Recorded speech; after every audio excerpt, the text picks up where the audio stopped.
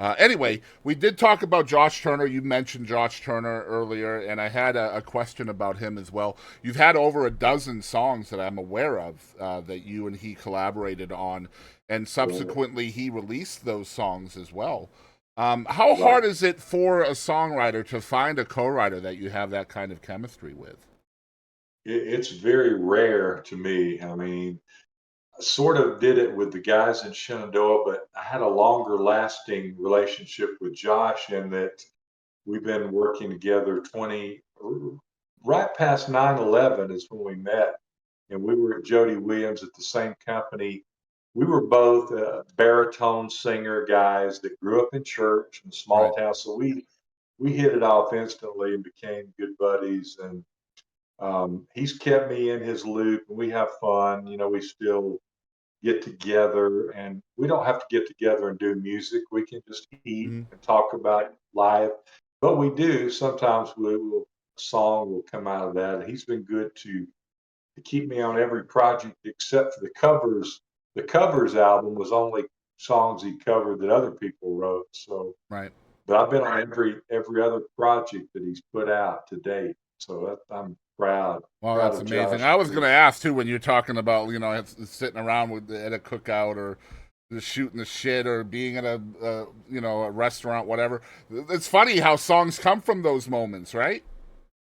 Oh, all the time, man, because Mm-hmm. I've got like a piece of mail here. I've scribbled some things on this afternoon, just scribblings, and you have to have something to write on. You grab for it, don't you? Mm-hmm. Yep. Paper sack, in envelope.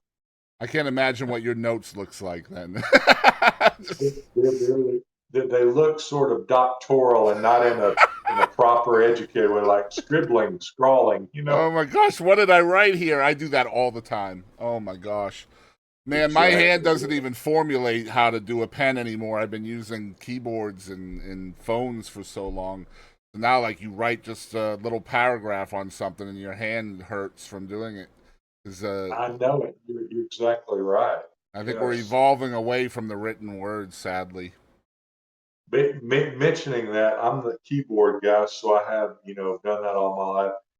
When I do certain chords, like bar chords on the guitar, like I'm writing and have to do that certain pattern, I feel my wrist. I feel like it's going to fall off. Yeah. It hurts so bad. I'm like, oh my goodness. It's just that muscle memory's not there anymore. You know what I It's mean? not there, man. Yeah, And I yeah. never played guitar.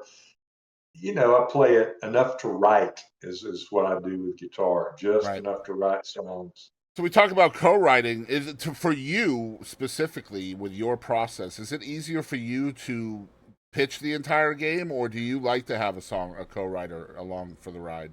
Is it which is easier for you? At Fame and before I was working at Fame, I was totally writing songs by myself. For one reason, probably isolated in Alabama. You're 18 years old.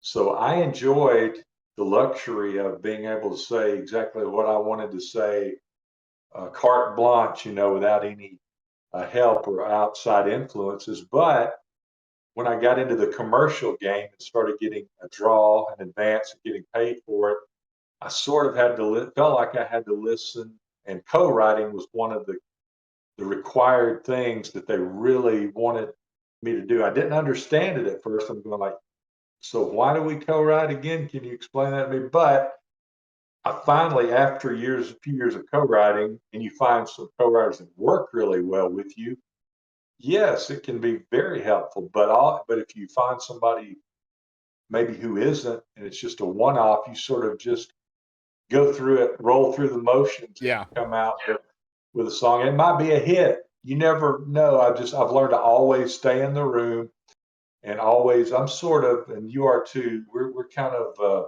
people of light and joy. I think we can move things along that were absolutely. kind of stymied. And I've always been the guy that can sort of pull things out of a quagmire if it gets stuck and be positive and be a light. Just be kind of a Do you feel like that co-writing process is kind of a checks and balances system too?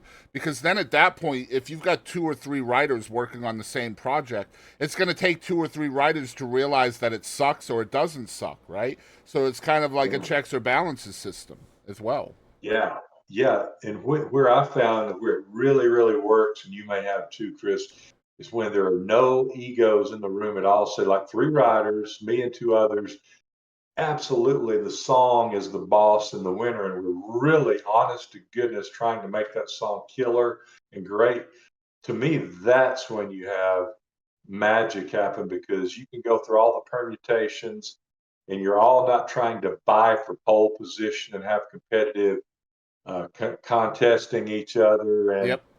that's happened along the way. I'll tell you, it's happened quite a bit in co-writes, and you don't voice it, but you can feel it. Maybe like a type A or an alpha person would come in and want to drive the whole show, and the other two writers are sitting there.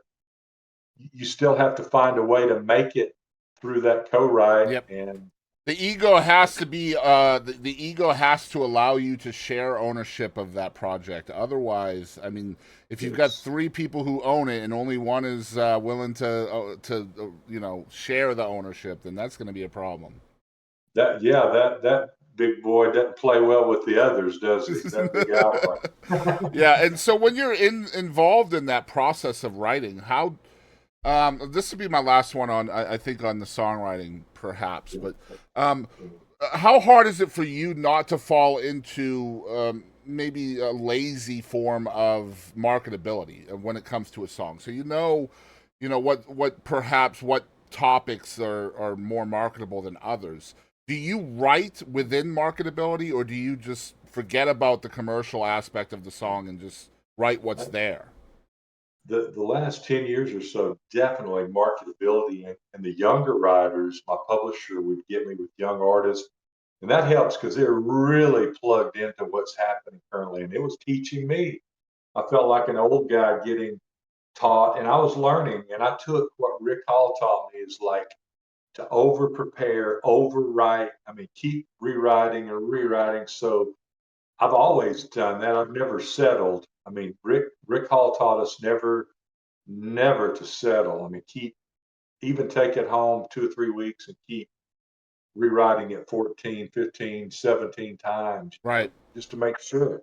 I just see so many people that fall into that trap of trying to make something marketable before it's even exists. Like even before it's created, they're trying to fit that into a certain box. And sometimes I feel like the content can be lost in that process.